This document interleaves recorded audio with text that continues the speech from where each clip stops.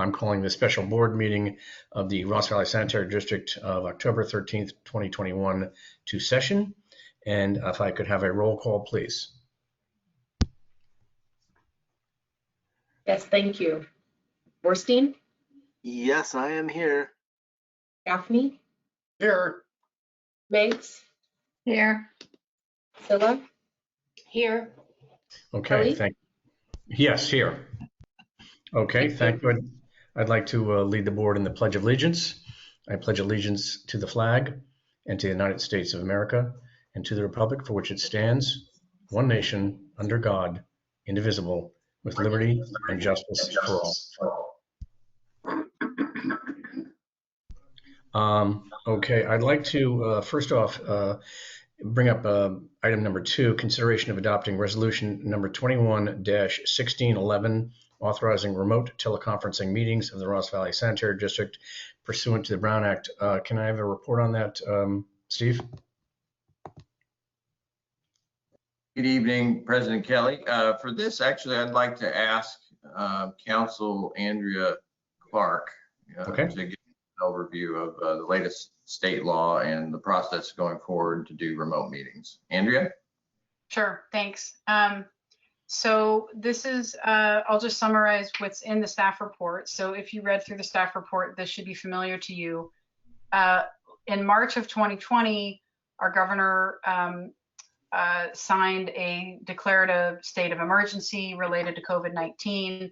And as part of that proclamation, issued some executive orders, and one of them actually modified the Brown Act that would allow for this teleconference type of public agency board meeting without all the regular hoops that I think we've seen in the past on this board very infrequently. But if somebody wants to participate telephonically, they need to put their address on the agenda. It needs to be open to the public. It's a fairly cumbersome process. So in light of COVID-19, one of the original executive orders actually modified the Brown Act to allow for what we're doing right now and what we've been doing over the last year and a half. That executive order was written to sunset at the end of last month, at the end of September. And so there was a flurry of activity in the legislature, resulting in Assembly Bill 361 that was signed into law in an urgent manner, that essentially allows for public agencies to continue doing what we've been doing and what we're doing right now, so long as they pass a resolution that makes one of a couple of findings. First, there has to continue to be a state level state of emergency, which there continues to be. And second, the agency has to make a determination either that members can't really safely meet in person, or there are local measures promoting social distancing. There are actually very few counties in California now that have measures to promote social distancing. Most of the social distancing 6-foot stuff was replaced when mask wearing became more common and required in many circumstances. So what you have before you is an initial resolution that makes the determination that meeting in person would present imminent risks, allows this board meeting and any board meetings for the next 30 days to happen telephonically like we've been doing. This does mean that if we have more than 30 days between board meetings, which won't happen for at least a couple of months, but eventually it will, that we will likely need to have a special meeting in order to pass another resolution that gives us another 30 days. If I had the person in front of me who drafted this legislation, I would have reminded them that there are 7 out of 12 months of the year that have more than 30 days, and that this might be an issue for public agencies that meet once a month. But I did not have a special way to communicate with that person. So here we are. And many, many agencies across the state are doing this and will be having to deal with this 30-day issue. We have a couple months before we have to deal with it. But you will be seeing an item like this with a resolution just like this on future board meetings, likely on consent. Now that we've discussed it once, you know what it is. We don't need to discuss it every time, but it will need to be on our agendas into the future, so long as you want to continue to have this flexibility. The other option would be to go back to regular in-person meetings and be subject to the prior rules about teleconferencing.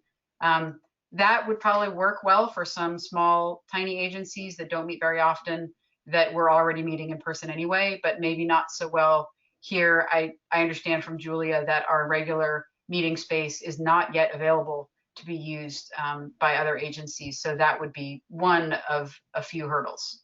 So happy to take any questions on that. Any questions from the board on this? Do I have any questions from the public? And if you have questions on the public, Julia, how do they raise their hand if they would like to address the board? Unfortunately, GoToMeeting does not have a raise hand function. So They'll chat. if you have a public comment, you can either send it to me in a chat and I will read it, or I would encourage anyone to unmute and we'll get to everyone as soon as we can. Okay. Does anybody in the public have any public comment on this issue?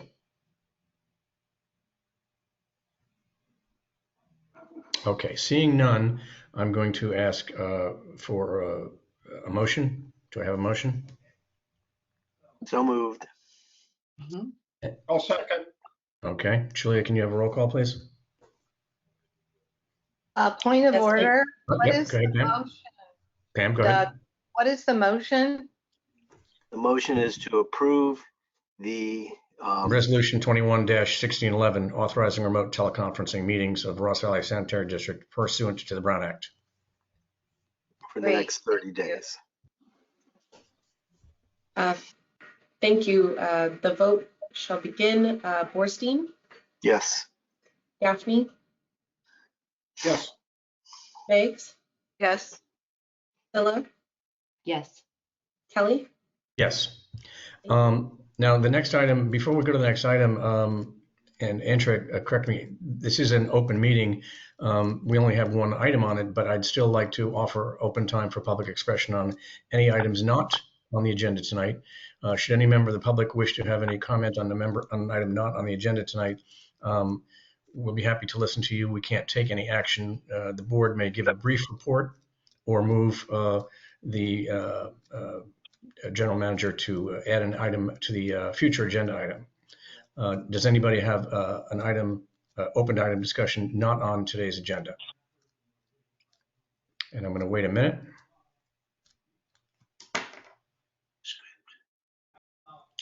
Okay, seeing none, I'm now going to move on to item number 3, Larkspur Landing Informational Presentation number 4, Summary and Status Update. And I'm going to turn that over to the general manager. Thank you, Director Kelly and board members and members of the public. Welcome to this board meeting, special board meeting, to discuss disposition of the Larkspur Landing property, by which we refer to in shorthand of the 2000 Larkspur Landing Circle property located in the city of Larkspur. And why are we having this meeting today? Briefly, EPA management has indicated to us that the site cleanup is complete and suitable for unrestricted land use. We expect to have a letter from them. We thought maybe we would have that by now, this meeting. It's forthcoming, we're assured. And at this point, over the last year, we've had 3 informational presentations that are pretty technical and detailed, and on 3 topics.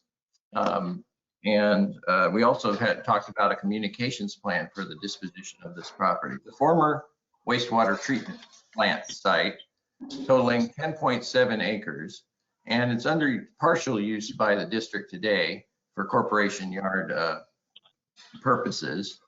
And so we think it's a good time to encourage board discussion about what we've learned over the last year with these informational presentations, to give an update where relevant on these different topics, and encourage the interested public to ask questions and provide comment to the board and have a public discussion about the disposition of the property.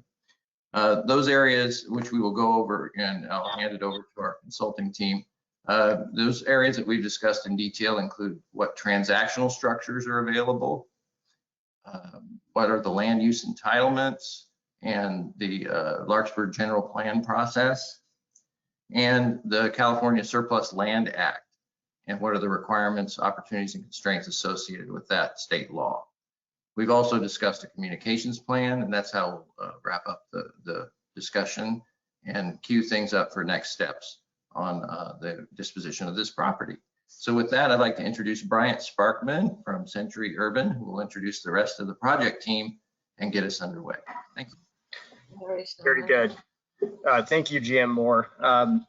Can everyone see the presentation on your respective screens? Okay, very good. Well, thank you again, GM Moore. I'd also like to thank and acknowledge Assistant GM Newhouse and the board for their continued leadership on the 2000 Larkspur Landing project, including President Kelly and board members Gaffney, Meigs, Borstein, and Silla. We're very pleased to be here with the Ross Valley Sanitary District staff, the board of directors, and the public at large this evening.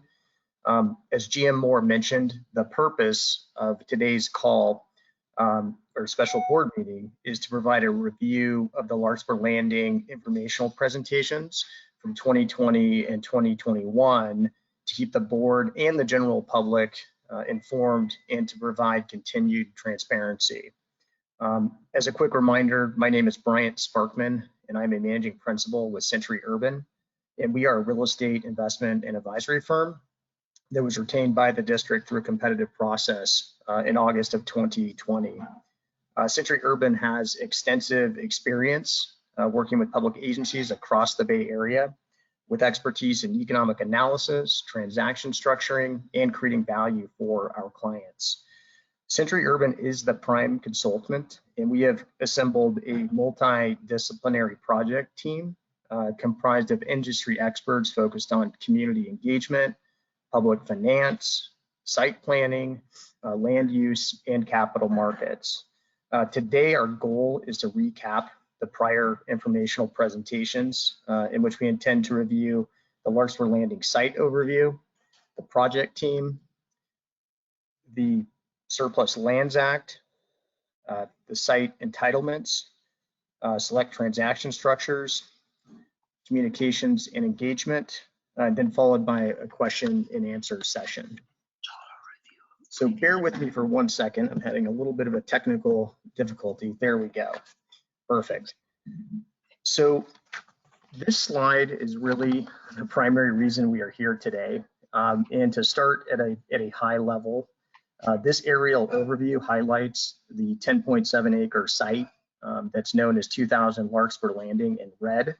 That was formerly a wastewater treatment plant that has undergone environmental remediation with sign-off pending from the Environmental Protection Agency.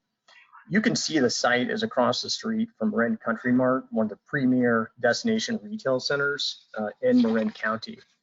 In addition, the site is also within close proximity to Larkspur Court Apartments, Serenity Larkspur, in addition to the Larkspur Ferry Terminal and Larkspur Smart Station, making the site an ideal location for a potential future development. This slide here, which we'll go into in greater detail with Land Use Council, highlights the prior entitlement approvals, which are currently in effect for the site, which included 126 residential townhomes, a 100-room hotel, along with the district's offices, which are no longer needed by the district. Riviante and Freitas, the district's Land Use Council, will provide additional commentary later in the presentation regarding the in-place entitlements and the Larkspur General Plan update. As part of this engagement, Century Urban assembled a multidisciplinary team of industry experts to advise the district and the board. This team of industry experts includes Urban Planning Partners. Urban Planning Partners is led by Lynette Diaz, and the firm has extensive experience in land use, environmental planning, and community outreach. The second consultant is subconsultant as part of this project team is Ldp Architecture. Ldp Architecture is a woman-owned local business led by Toby Levy, focused on architectural services from programming to conceptual design. The third subconsultant as part of our team is PFM. PFM is a local and national leader in providing independent financial advice to government agencies and nonprofit clients. Their role will specifically focus on retiring the outstanding municipal bonds that were used to fund site remediation. The last consultant, sub-consultant as part of the project team is CBRE. I think many of you are familiar with CBRE. They are one of the largest investment brokerage firms focused on market analysis, investment sales, and leasing. In addition to the sub-consultants, the district has also retained a local land use council known as Rigianti and Freitas, led by Riley Hurd, in addition to the district's general counsel at Downey Brand, Andrea Clark, to review the Surplus Lands Act. Now, as a quick refresher, what are the district's objectives and evaluation as part of this process? Number one, it's to advise the district to make informed decisions to benefit the ratepayers and to stabilize rates, which the district has a fiduciary responsibility to do. Secondly, we are waiting for final sign-off from the Environmental Protection Agency for site cleanup and remediation. We don't know the exact date in which that will be received, but we do believe that will happen here in the near term. Number three, as the board and the general public is aware, we have been conducting public information sessions to inform broader goals and objectives, and we'll continue to do so with this presentation tonight as a quick refresher. Number four, one of the items that's extremely important is the compliance and adherence to the Surplus Lands Act. And we've continued to monitor all updates and ensure that the district is in compliance through third-party counsel at Downey Brand. Number five, we know this is extremely important to the board, in addition to staff, that we have transparent communications and an engagement plan, which we will go through tonight, the adopted communications plan with urban planning partners. Number six is the review of the in-place entitlements and land use matters. Obviously, land use evolves over time, so we've retained through the district, again, Rigianti and Freitas, to make sure that we have all of our entitlement matters fully understood. Number seven, which is also very important, is the review and evaluation of transaction structures. Will this be a ground lease? Will there be an outright sale? Will it be a hybrid combination of both? So we are still evaluating that with the district and its board. And then last but not least, there is the potential for developer RFQ and RFP selection process once the Surplus Land Act has been followed and adhered to.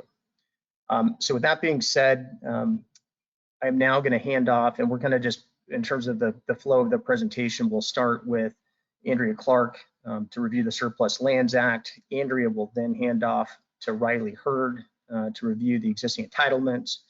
And then Riley will hand off to Leo Ma to review transaction structures, and we'll finish or conclude with Lynette on the community engagement plan, followed by Q&A. So with that being said, Andrea, I'd like to hand off to you to review the Surplus Lands Act. Okay, thanks, Bryant. I think you can start by going to the next slide. So again, as Bryant covered, the purpose of today's session is really to recap the status of and talk about the next steps for this property. And part of that is compliance with the Surplus Lands Act. These are essentially the same slides that I presented to the board back in January. I'll go through them again fairly briefly, and I'll talk about the history and intent of the act, a brief summary of the requirements, and then a note on enforcement, because that's been a pretty significant change. With respect to, actually, I think you can go to the next slide. Thank you. On the history and intent, so the original act passed back in 1968, and from the start, it's had the intent of advancing certain land uses like affordable housing, parks and open space, and schools. And it does that by mandating a certain process when an agency decides to dispose of surplus lands. The procedures prioritize these particular uses by first making land available to certain entities that would use the land for those purposes. And again, it applies when a public agency decides that it has land that it no longer needs and intends to dispose of it.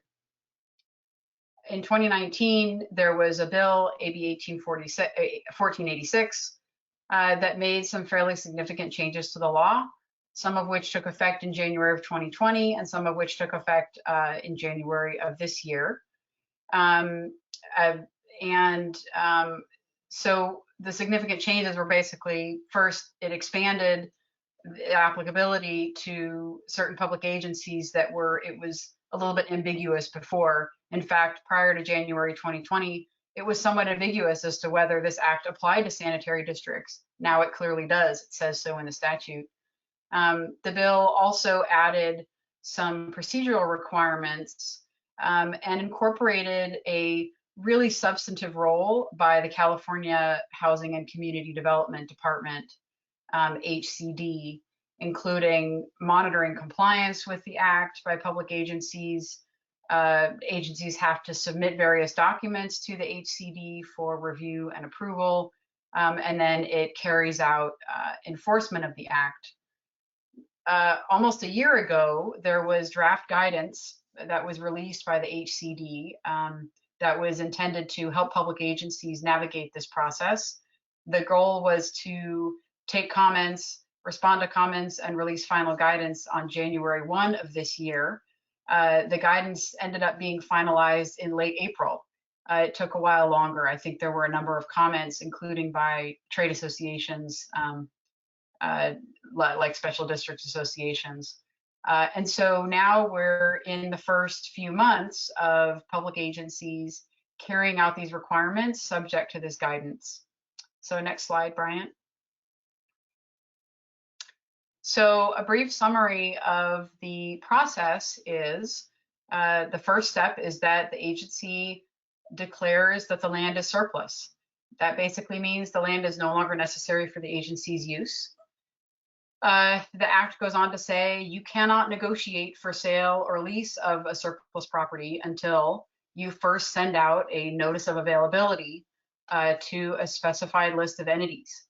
That includes local public agencies. It includes housing sponsors that have signed up through HCD. It includes parks and recreation departments and school districts.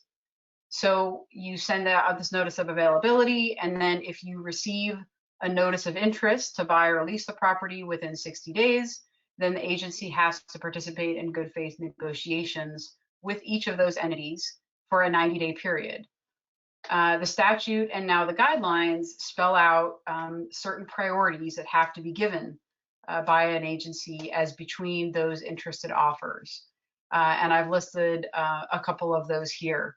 Affordable housing requirements, the greatest number of units of affordable housing, et cetera. The agency has to identify specific reasons if a negotiation does not result in a sale or lease. The guidelines give some guidance on that. If after 90 days of good faith negotiations, the price and the terms cannot be reached, the land can be disposed of on the open market. One important part of this is that the statute is clear that there is no requirement that an agency dispose of land that is valued at less than the fair market value. The idea here isn't to force local agencies to not get a decent return on land that they own or want to lease in the name of affordable housing or parks and open space. Next slide, Bryant. So briefly on enforcement, and I think this is important to know about because I think it's turning out to be a really critical part of going through this process for public agencies. As I noted before, the Department of Housing and Community Development has essentially inserted itself in the entire process. And if there's a violation that is not corrected, then the penalties are severe. 30% of the sale price, which on a very valuable piece of property can be significant. I will say that since the guidelines were finalized, I've had a few interactions with HCD primarily related to exceptions, the SLA, and they are staffing it, and they have a lot of folks involved, and they strongly recommend that agencies don't. Oh, I'm getting some feedback. Can anyone else hear the feedback? Are we good? Julia, Okay. can you mute Okay. everybody, please? And then if somebody needs to speak, they can unmute. All right, thank you, Doug. I just as an aside, I actually wrote down something that one of the HCD staffers wrote to me earlier this year, which is that generally we advise agencies against proceeding with the disposition of property without HCD concurrence that you've fully complied with the SLA. So I think it's worth noting that for better or for worse, public agencies are having to check in with this state entity throughout the process to make sure that they're getting it right. The final note on enforcement is that the Act offers a private right to bring an action to enforce the provisions of the Act. And there's a broad group of parties that have a right to enforce it. Anybody who's been notified of the availability of surplus land, anybody who would have been eligible to apply for residency in any affordable housing developed, or any beneficially interested person or entity, which is quite broad. So the bottom line is this is a relatively new set of requirements. We're seeing it start to play out. The consequences of violations can be significant. We're keeping track of it, and we're educating ourselves on all the details of the process so that as we go through this, we're getting all the details right. So that's my presentation on the Surplus Lands Act. I will pass it over to Riley. I'm sorry, just a moment. Mr. Haroff from the city of Larkspur has unmuted a couple times. I just wanted to confirm that there's no comment at this time from you, Mr. Haroff. No, I'm sorry. I'm sorry. This is Kevin Haroff. I was trying to figure out the technical aspects of the presentation. Okay. So just wanted to make sure. Ignore me for now. Okay. I do have some questions on this topic, but not right now. I'll wait for your presentation to conclude. Okay. Thank you. Okay, thank you, Andrea, and good evening, members of the board and the public. My name is Riley Hurd. I know I've done introductions before and actually gone over some of this information with you, but we thought it was important to circle back around, reiterate some of the findings, and also give you some updates on local land use planning that's going on. Just as a reminder, I'm a land use attorney. I specialize in Marin County. I was born and raised here, and I was engaged to look at the status of the district's entitlement vis-a-vis the city of Larkspur for this property, and also to participate and engage in the general plan update process that's currently occurring. So as a brief reminder, you have two parcels of record here. One is a little bit bigger than 9 acres. It has a mixture of residential, commercial, and open space general plan designations. That's the large one you see on the screen. Both of these are zoned plan development, which we'll discuss in a minute. The second parcel is the smaller one towards the top of what you see here. And this one has a general plan land use designation of public facilities. And I'll show you the breakdown of this on the next slide. So if you could switch over.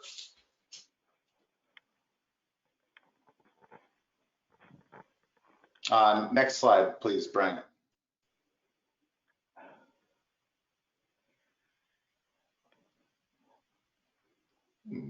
There we go. Okay, so,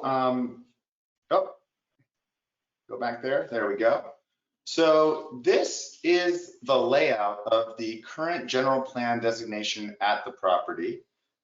This was done by a resolution, and you can see the residential high density portion, a commercial portion, a public facilities portion, which was designed to anticipate the district's offices, and then an open space buffer. And keep this image in mind because we will address this in just a minute or two.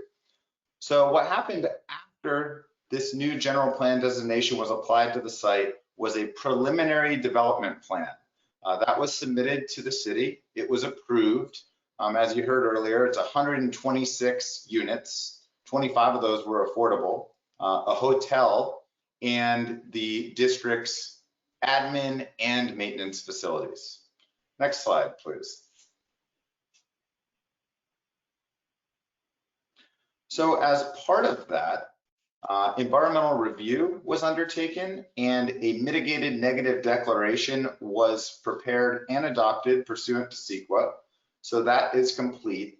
Just always want to point out that CEQA documents don't always last forever, and changing circumstances, changing project details, and updates to the law often require either addendums or doing it again. But in this case, there is currently an approved mitigated negative declaration for the preliminary plan that was just described. Next slide. So after the preliminary plan came a series of precise plans. The first was for the residential portion of the site. This has been approved. This was for the 126 units, the 25 affordables. This was split between 9 structures, and it had some other amenities such as a clubhouse and accessory buildings. Next slide, please.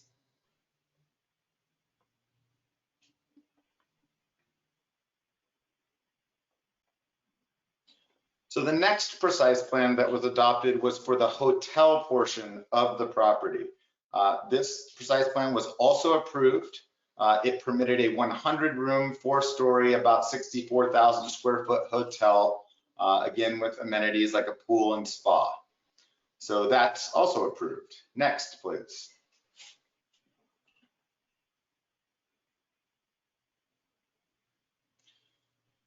Wanted to talk about the status of these approvals.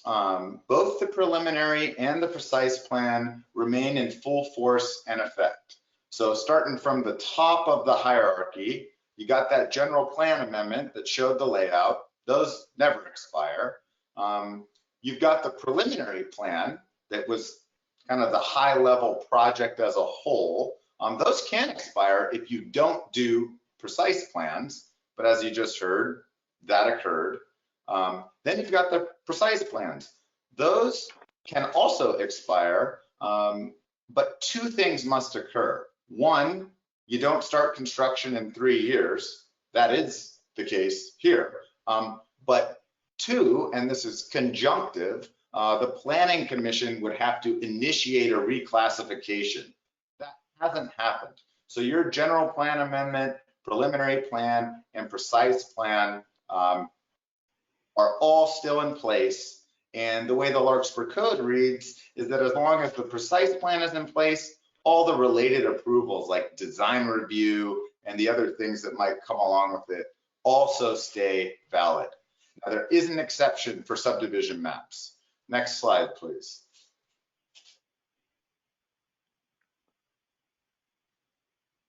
So that's the only thing that you got but is now gone. So the tentative parcel map that splits the property up into different lots, typically used, like let's say we want the hotel, we want to sell that off to an operator, and then we got the residential that we want to sell to a home builder. That's why you map a property, is to split it up. That has expired. So that's something that would need to be redone. Next slide, please.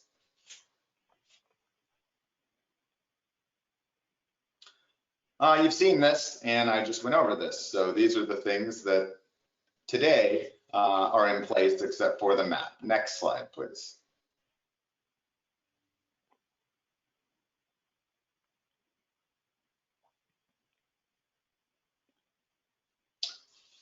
Okay, so now we're getting into some of the newer, more current information. And right now, the city of Larkspur is undergoing a general plan update. As part of this process, they have identified the need to utilize vacant or underutilized sites. And one of the things that's in the draft plan is policies to make it easier for these sites to develop at some point.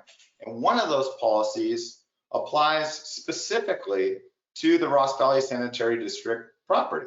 And that is a brand new general plan designation called Mixed Use 1. And what the Mixed Use 1 would do is apply hopefully to the entirety of the property, which is something I'll discuss in a moment. And what it does is, it sets a density. So it's got residential uses at 21 units per acre. And it also has a minimum density of 18 units per acre.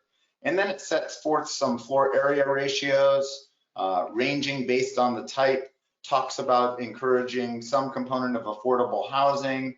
And what this is really doing is adding flexibility to the property. So if you think back to the current general plan designation where it's segmented throughout the property, the idea of the Mixed Use 1 designation is to allow a little bit more flexibility. And if someone were to come in with a project other than the one that's already entitled, it would come in under this new designation, assuming it gets adopted, and it would allow them to design a project within the parameters of the Mixed Use 1 designation. Next slide, please.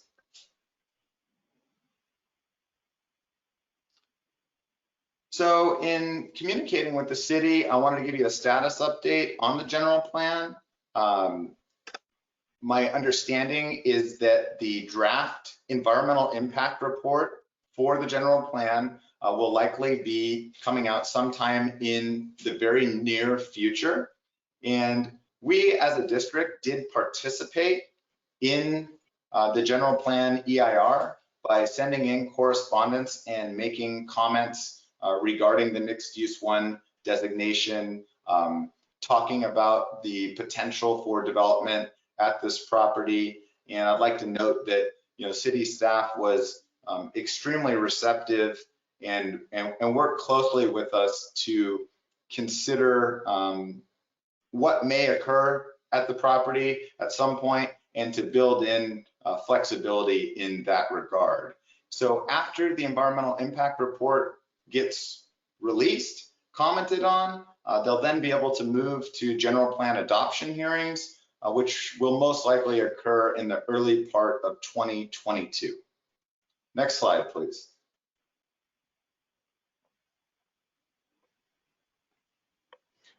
Okay, this is kind of the big one.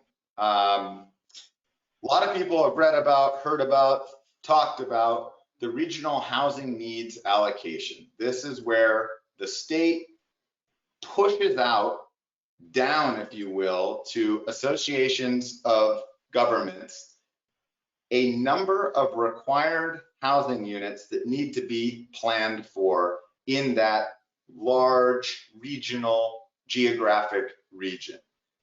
That group or agency then pushes out more granular numbers to each of the cities and counties within their jurisdiction.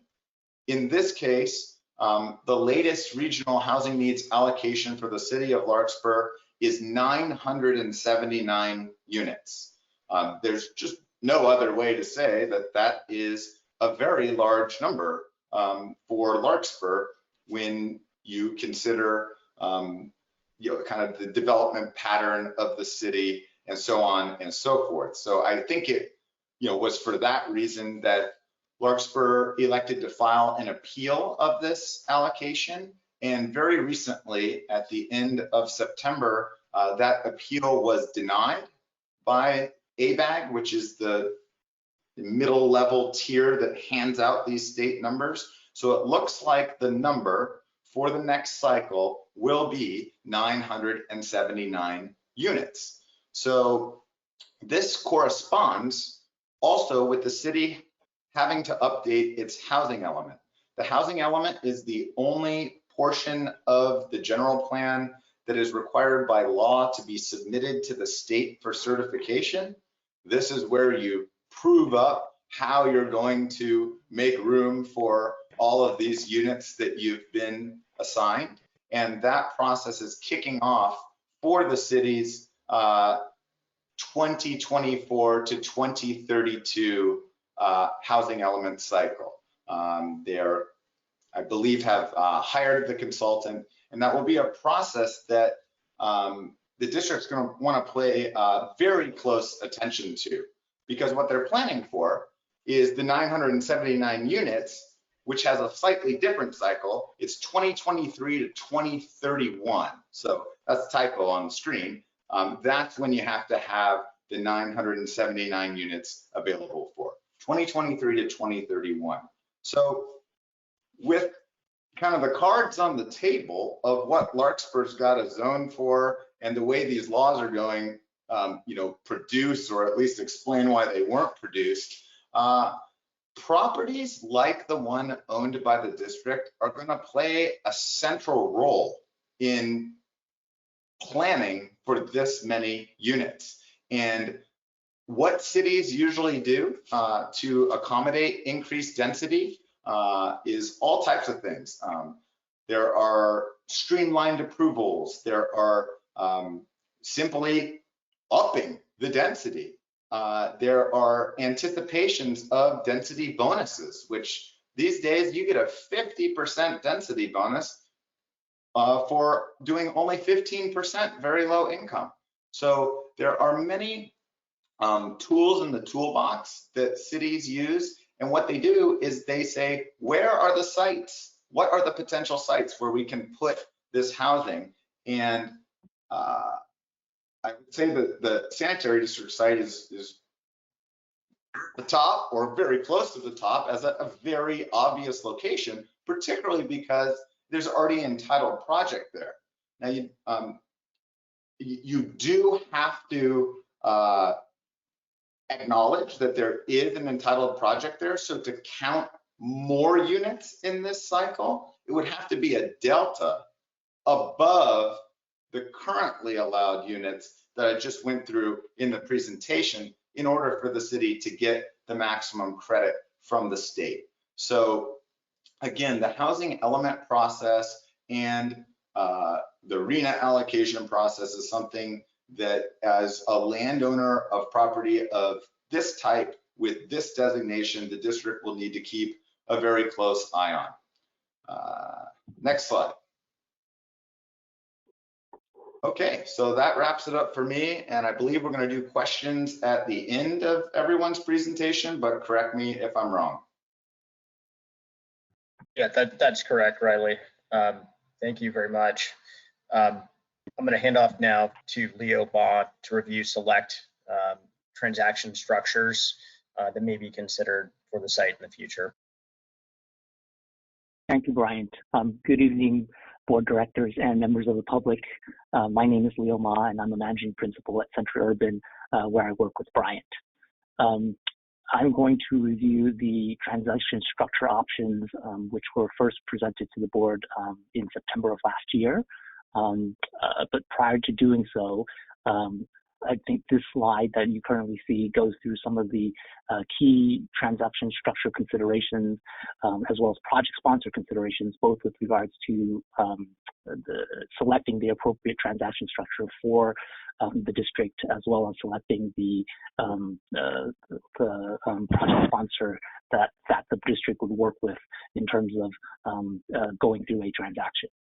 And while there are quite a few considerations listed on this slide, I think that I would like to highlight the first three, which first and foremost, the appropriate transaction structure should benefit the ratepayers of the district and to help to contribute towards stabilizing rates. And then with regards to the appropriate transaction structure as well as the project sponsor, they should have the financial wherewithal and demonstrate a track record of development to successfully execute a transaction. And then last but not least, the selected transaction structure as well as the project sponsor should support the district's mission, and specifically, it should maximize land value and or ground rent for the benefit of the district. And Brian, can we go to the next slide? So first, in terms of the first one of the options that we went through previously, it was the transaction structure of a ground lease. And in the ground lease, it's a long-term agreement with a ground lessee to have the ground lessee develop and operate improvements on the property site during the ground lease period. Typically, the ground lease is a longer term, such as 75 to 99 years. In terms of project benefits and differences from a outright purchase or sale of the land, which is what we're more accustomed to, the key benefit of the ground lease is that it would generate annual recurring revenue to the district. That said, however, we would like to highlight, though, that under key considerations, the first item, fewer developers may pursue this transaction structure because it isn't a straightforward sale of the property. And then in addition to that, that said, though, there is even though it is farther out at the end of the ground lease, at the end of the ground lease term, the vertical improvements that have been built on the property would revert to the landowner, i.e., in this case, it would be the district. So ownership of the vertical improvements would revert to the district at the end of the ground lease, at which point the district would own both the land and the vertical improvements. That said, though, a ground lease structure can be more complicated to negotiate and involve monitoring of compliance with the ground lease terms, including maintenance of the vertical improvements that have been built on the district's property. So with that, we could go to the next slide. And so the next slide is the purchase or sale of the land from the district to a buyer on a fee simple basis. And as mentioned before, with regards to ground lease, the key difference here is that this would provide near-term monetization of land for an upfront land payment. So the district would receive a upfront lump sum one-time payment versus a larger payment versus recurring annual ground rent. However, and in this case, though, given current market conditions, COVID market conditions, the land value in the near term may be affected by COVID market conditions. And then once the sale has been consummated, as a result, the district would not benefit from future improving market conditions. That said, however, one of the differences with regards to a sale of the land versus a ground lease of land is that there's more flexibility in land uses in terms of allowing for a residential for sale use.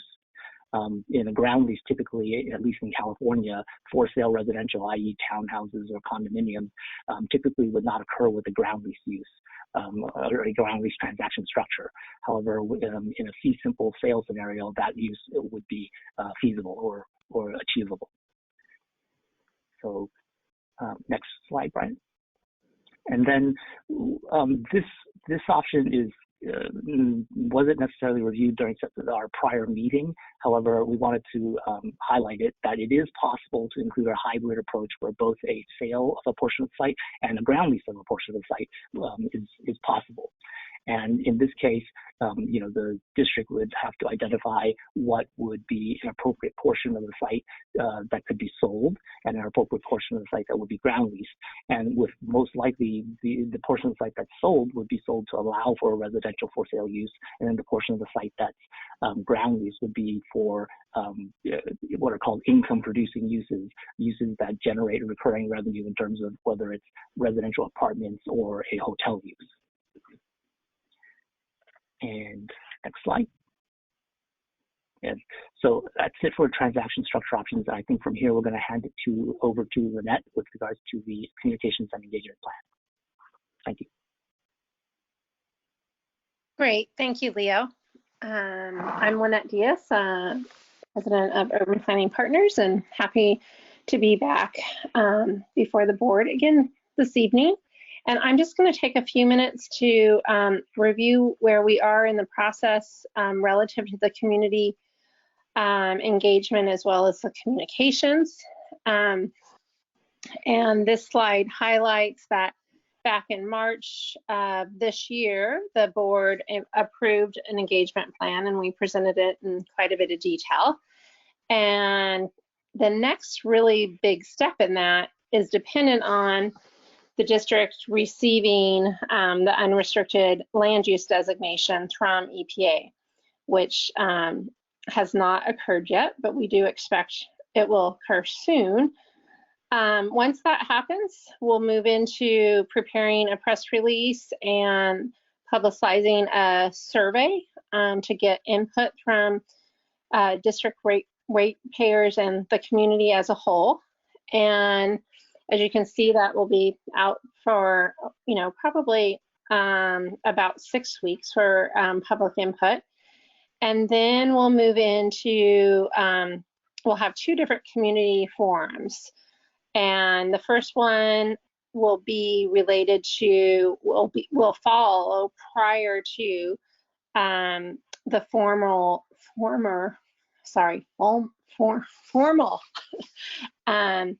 SLA process being put forth. And then it will kind of give you an overview of what has happened to date and what will happen in the future. And it will be an open house format, likely. We'll continue to update the frequently asked questions. And then once the RFQ has been issued for developers and we've gotten responses back and there's been some negotiations back and forth, then we'll have a second community forum to help keep people informed and get additional input based on where we are in the process. On the 20th, at the next regularly scheduled board meeting, we will be coming before the board to talk in more detail about the survey and review some draft survey questions. And next slide.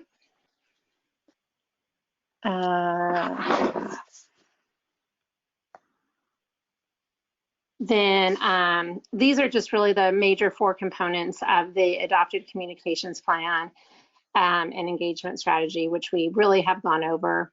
And so that's just a simple highlight of it.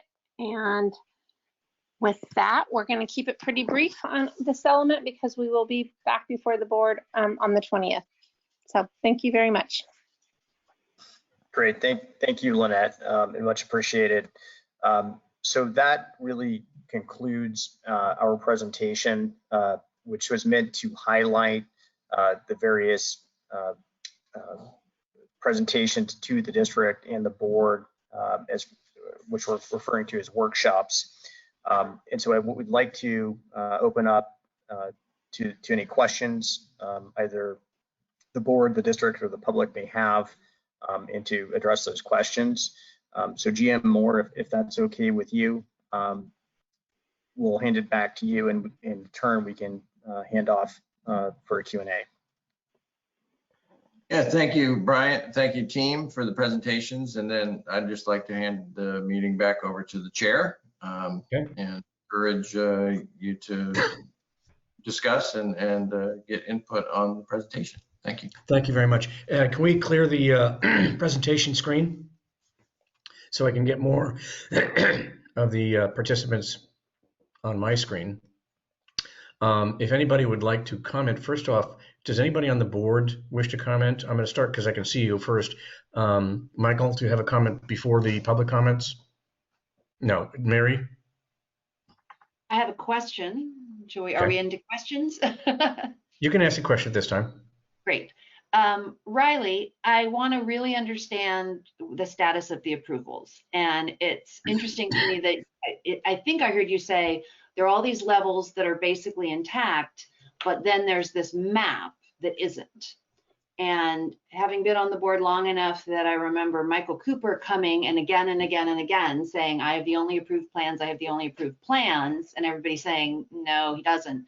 I really want to be sure I understand whether and to what extent we have plans that can be implemented, or if someone wants to sort of topple the whole thing, but with this one underlying map component that has expired, that could happen. Yeah, great question. It's not particularly uncommon for the tentative maps to expire and need to be re-upped. Sometimes it's because after project approvals, you might find yourself in a finance phase or other things that take longer than you think, or market conditions change. But in my experience, resubmitting for a vesting tentative map that simply followed the outline of the already approved preliminary plan, 2 precise plans, and the design review approvals that all took place wouldn't be the end of the world, and kind of like an opportunity for someone to topple the approved project. I'd say the bigger question is whether the currently approved project is one that would get built, right? I mean, it's got a public facilities portion for the district. You've since gotten other offices and admin. You know, that could be changed, but now you're starting to open things up. It might have housing typologies and locations that maybe you wouldn't seek out if you were applying in 2021. But to answer your direct question, I don't see the re-upping of the vesting tentative map as a particularly large hurdle. It's a very, very approved project. Okay. Does that answer your question, Mary? Okay, thank you. Pam, did you want to ask something first before the public? Okay, so you're going to unmute me. Is that how you're going to do this, Julia? Okay. I have questions, but I have comments. Do you want it all now, or do you want the comments at the end? No, you can do it as you see fit. Okay. Just to talk to Riley about this approval. If there's an application in force, I don't think there is. Is there an application still in force by Hooper? No, the application was made long ago. It was approved, and entitlements run with the land, not a person. Okay, and do you know when the EIR comments will be out? Or when, I'm sorry, when you comment on the EIR? Yeah, so once the draft EIR gets released, which in speaking with Neil Toft at the city of Larkspur, who again has been super helpful in providing information about the city's process, it looks like that's going to be coming out in the next month or so, and that will start the comment period on the draft EIR. Okay, and our district has not commented. No, we did comment. If you'll recall, we sent a letter to the city asking that particular things be considered in the EIR. That was not part of the formal comments on a draft being released. We just knew the EIR process had commenced and decided to check in. Okay, so that just the letter from our district. Okay.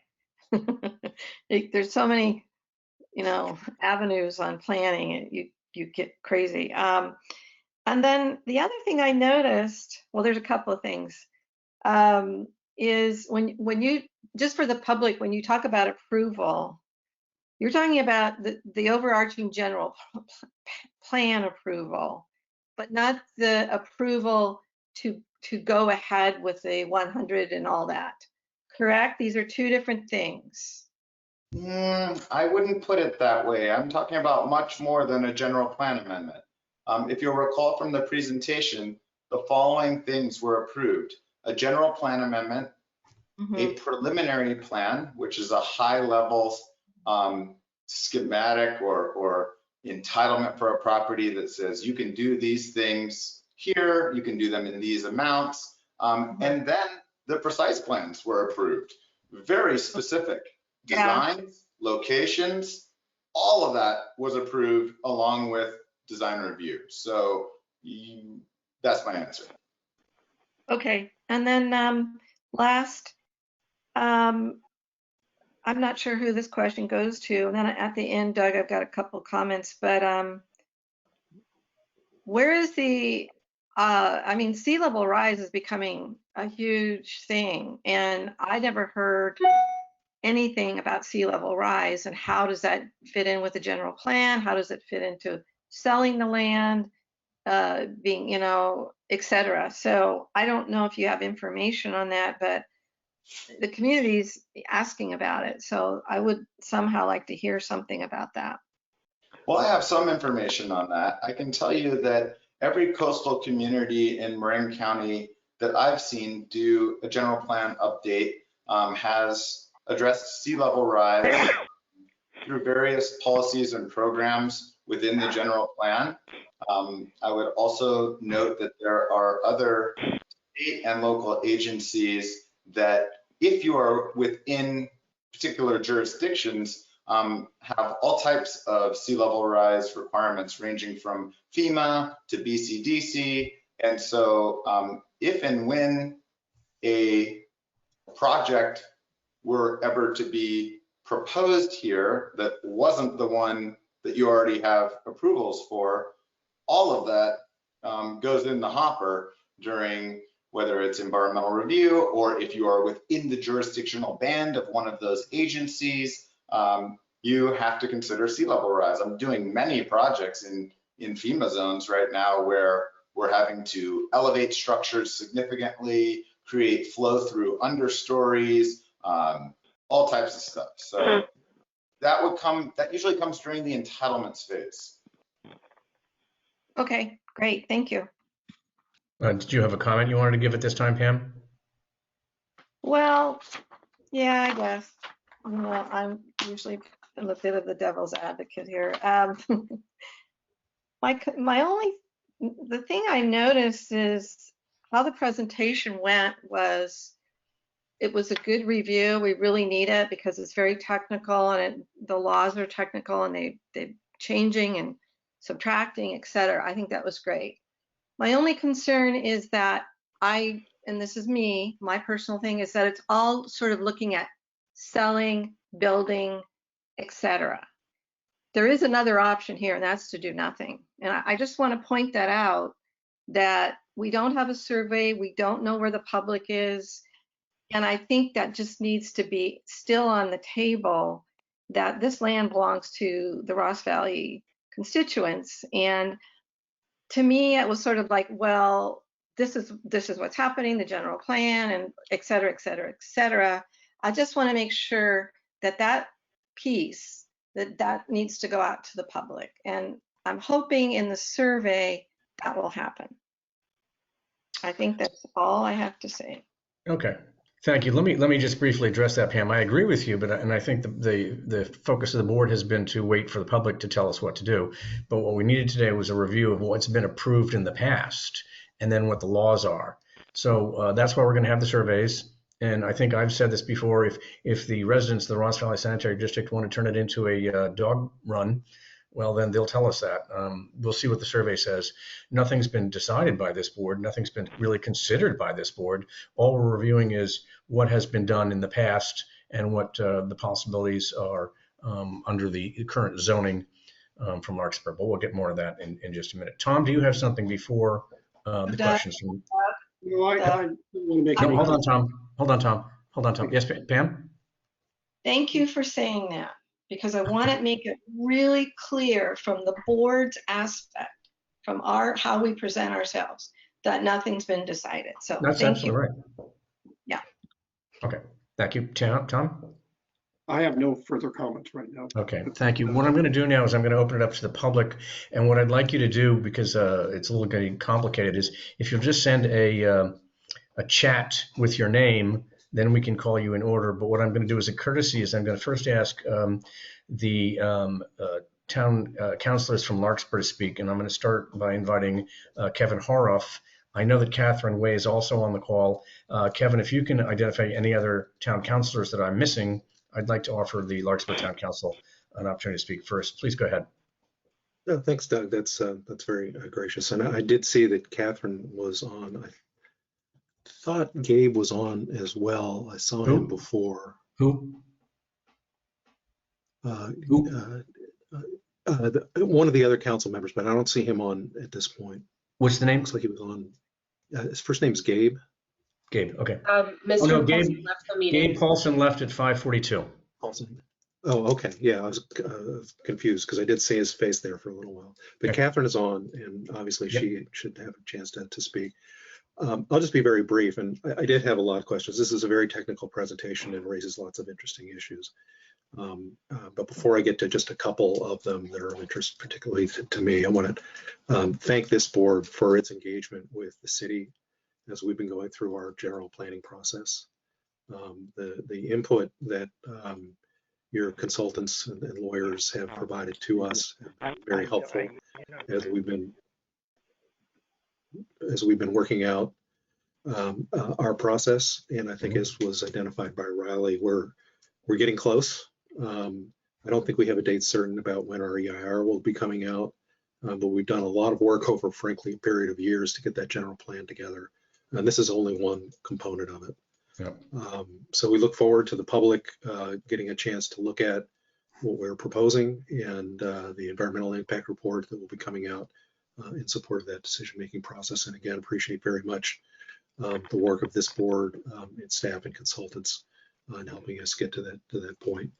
I had just kind of two questions that I'd like to just ask very quickly. It's just mostly for my own edification. One goes back to the very beginning of the presentation on the EPA sign-off. I know you're still waiting for a final document from EPA, and I know you've gone through a long process with EPA in order to get to this point. I congratulate you for that achievement. I still would like to see the letter when it comes out. You indicated that you are expecting a clean sign-off, which I think generally means a no further action letter from EPA. But it's often the case that EPA and its corresponding state agencies will issue a no further action letter or the equivalent of that, but still impose certain conditions about future uses at the property and just activities that may occur in the property, in terms of digging up soil and doing different things. I'm sorry? Go ahead. No, that was a person on the phone. A little harder to mute. Okay. So anyway, that was just my question. Is your expectation you're going to get a pure, clear, no further action letter, or will there certainly will be some conditions, but there may not be ones that are material to the future development of the project? I'm going to have Steve answer that. I know the answer to that, but I'd like the general manager to answer that question. Okay. It's a great question that's informed by experience, and with our experience, we're anticipating that we set cleanup targets for unrestricted land use. So it was, we had to move more dirt than we might have otherwise moved. Right. And even EPA all along the way discouraged that. They wanted us to do something with, it's a complicated process. We stuck with the unrestricted use endpoints. We achieved that. And I've gotten verbal affirmation. There was some discussion and I was concerned. I asked for clarification and I've received verbal affirmation that it will be unrestricted with no conditions. We have yet to see the letter, as you point out, but I believe we're on track to achieve that. And I think it's important to just create the flexibility. And, my editorial comment is that the contamination was very trace level. There were only 3 samples out of thousands that were above action levels. And so we really have a clean site, and we have tons of data to support that assertion. Well, I want to actually congratulate you on that, because I know it's been a Olympian effort to try to get to that point, and a source of frustration to all parties involved. But it's a good outcome if that's what the letter says. You did a good job. So kudos for that. Thank you, Mayor. Let's see the letter. I'm looking forward to seeing a copy of it. You'll get it as soon as we do. Yeah, well, maybe not quite as soon, but hopefully not soon, not too much later after that.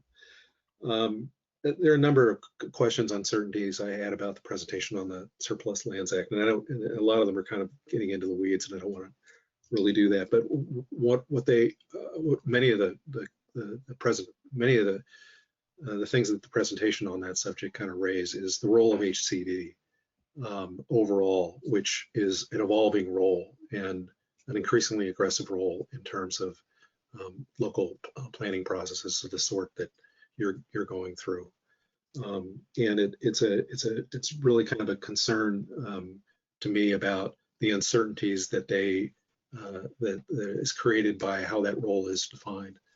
And I know you can't really answer every aspect of what HCD may do, but just a very specific question in that regard. You do have an approved project here that seems to be still, at least in terms of the entitlements and the approvals, a viable project.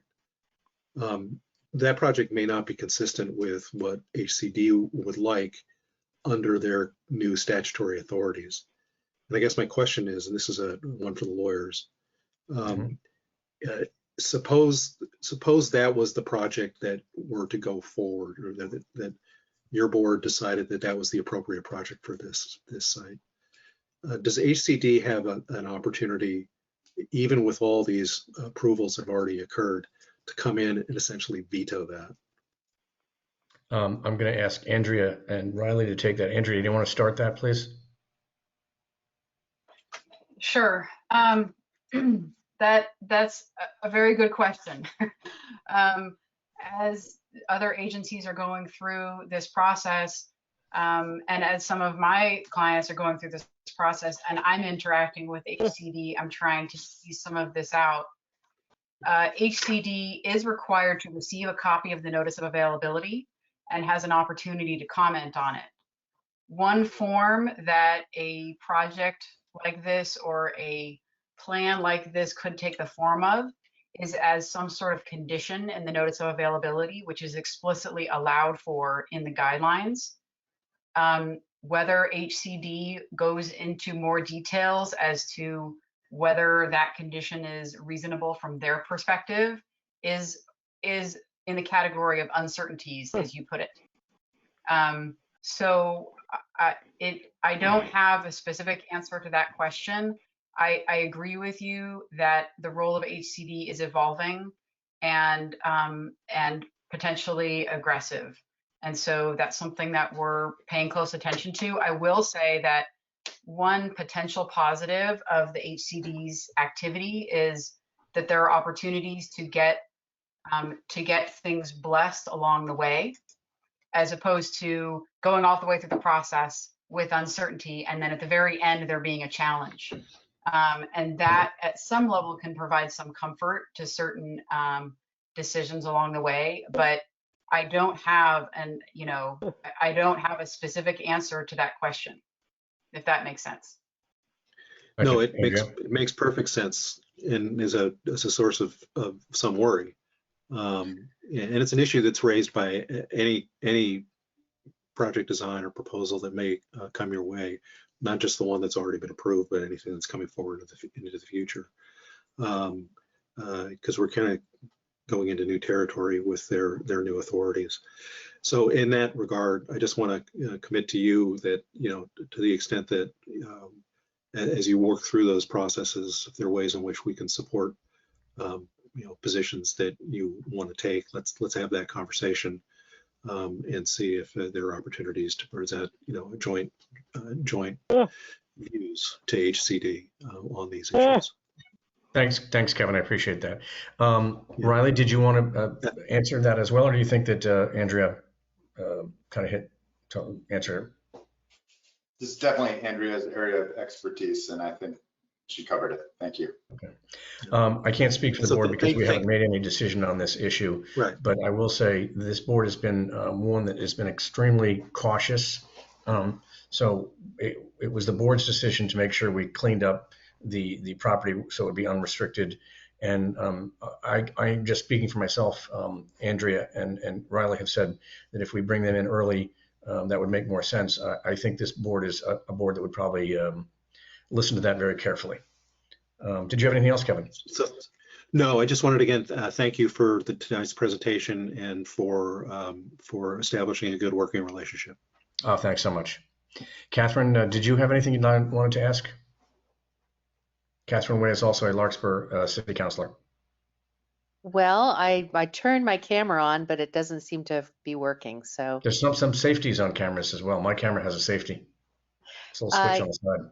Doesn't matter though. yes, thank you. I really appreciate this presentation, and I look forward to continuing to work with all of you. And I think the mayor said it very well, that where Larkspur is interested in engaging in this process.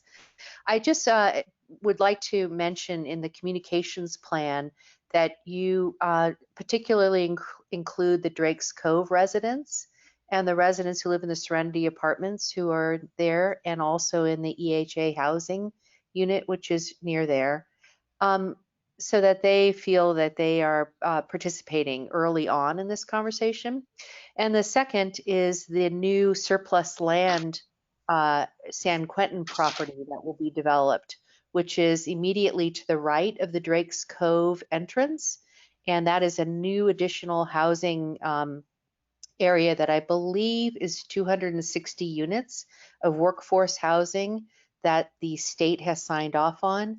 And I think you're going to hear in your community outreach some consternation about that combination of new housing and the additional possible housing on the sanitary district land. So I just want you to be totally prepared for that. That information is available on the state's website. And while it is outside of Larkspur's jurisdiction, it immediately borders our jurisdiction. And so it's very contiguous to this potential projects on this site. So just really be prepared for how people will engage in both of those things. That's all. Thank you, and I appreciate that. That is important, so I appreciate that. I don't see anybody in chat, but I want to open it up to anybody who wants to ask. Julia is saying she does, so go ahead. You're on mute. Thank you, President Kelly. I received one question only from a member of the public, from David Vieira. At what point in the project timeline shown tonight will the district officially designate the property as surplus? And at what point then would the district notify the HCD to start the notice of availability process? Thank you. Steve? There's a timeline that we showed in the communications plan presentation that gives a sense of the timing of when notice availability would occur. We do still need to get that official EPA sign off, and we want to initiate the survey process to get public input in advance of issuing a notice of availability under the Surplus Land Act. You know, I don't have a firm date, but it's in the if we get this EPA sign off in the next month, we could conceivably be looking at the early part of next year, if that timeline unfolds as schematically shown in that graphic that we showed earlier in this meeting. Okay. Okay, Lynette. Sorry, President Kelly, I don't mean to, sorry, I just received another question from Lisa Blash. Can any portion of the land be sold or leased at below market rate to encourage affordable housing or other public benefits? Andrea? I believe the answer to that question is that the agency can do that, but doesn't have to do that under the SLA. Riley, do you concur? My answer doesn't have to do with the SLA, but we're a residential project to either be built or proposed. Larkspur does have an inclusionary housing requirement that mandates the inclusion of a certain percentage of below market rate housing. So if that's the angle or the approach, then that's part of the law. Thank you. Lynette, did you want to speak? I was just going to say, just share that the conceptual timeline estimated that to be about 4 months after the receipt of the unrestricted land use designation letters from EPA. I think that's right. Well, because you've got the 60-day notice and then followed by the 90-day period. So you have 60 days for an agency or to express an interest, and subsequent to that 60 days, if there was one, you'd have to have 90 days of negotiations with them. Does that answer your question? I was just referring to when the RFQ and RFP and release of the NOA of the site being available would happen, and that's about 4 months between when we receive the letter and when the RFP for developers or RFQ would be released.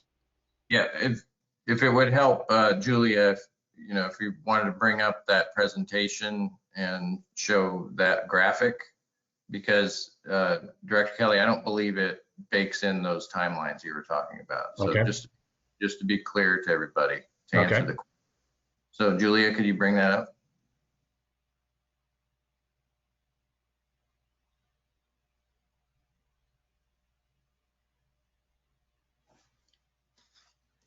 Yeah, Julia, if you're having issues finding that, I'm happy to pull it up as well. And if you go, I think it's the third slide from the end.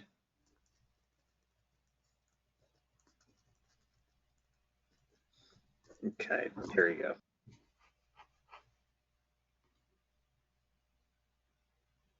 Yeah, so this shows, Director Kelly, that you issue the NOA before the negotiations. The NOA triggers the negotiations. And so we want to, in this community plan that we adopted, engage the public at this point. This is in a way kind of a kickoff meeting for that. I think I misunderstood her question. And so there's a period of time now before an official release of the NOA. And as Lynette pointed out, it's on the order of 4 months after EPA officially signs off. Lynette? Nothing to add. Thank you. Okay. Yeah, Thank you. And President Kelly, this is Bryant. And I think what you're describing is 100% correct. Once you go through these various kind of steps, number one is the EPA final sign off. Number two, there's going to be community forums. Number three, the district would deem the land as surplus property, which has not yet occurred. Then presumably you would, and to Director Meig's point, you can do nothing, or you can kind of go through the SLA process, and then the timelines which you talked about kind of kick in with the 60 days for a party to come forward, and then a 90 days good faith negotiation period. And I would just want to reaffirm, I think the timelines are fluid because a lot of these items are generally outside of our control, especially with the EPA sign-off letter. So I think the timeline is a little bit fluid. Okay. And Julie, can you clear the screen again? Thank you. And thanks, Brian. At this time, I'm going to ask, this is a little dicey, but if anybody would like to speak, please don't speak yet, but please unmute yourself so I can at least see you, and then I can call on you.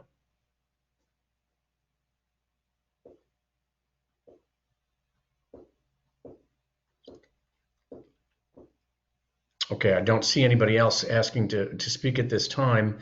One more time, I'll give you a chance to shoot Julia a chat, because we're really encouraging the public to be part of this, and we're welcoming any questions, comments you have.